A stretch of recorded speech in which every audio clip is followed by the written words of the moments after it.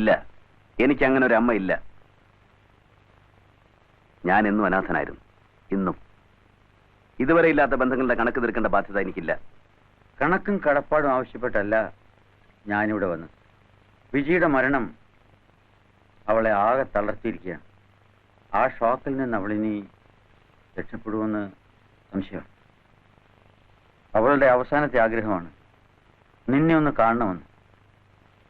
അതുകൊണ്ട് മാത്രമാണ് വരാൻ പാടില്ലെങ്കിൽ കൂടി ഞാൻ വന്നത്. നിനക്കവൾ എന്തായാലും എനിക്കവൾ എന്നും ശക്തിയായിരുന്നു. എന്നെ ഞാനാക്കിയത് അവളായിരുന്നു.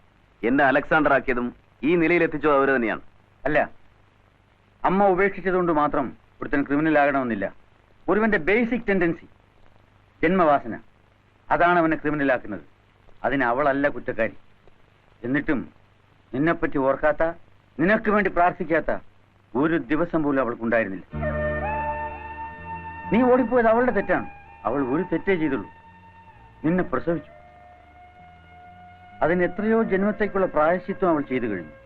ജീവിതം അത്രമാത്രം അവളെ ശിക്ഷിച്ചു. ആദ്യം നിന്റെ രൂപത്തിൽ, പിന്നീട് ഇപ്പോ വിജി. ഇഷ്ടമുണ്ടെങ്കിൽ വരിക. ഈ ബന്ധത്തിന്റെ ബാധ്യത ചിലപ്പോ പിന്നീട് തീർക്കാൻ പറ്റിയെന്ന് വരില്ല. വരട്ടെ.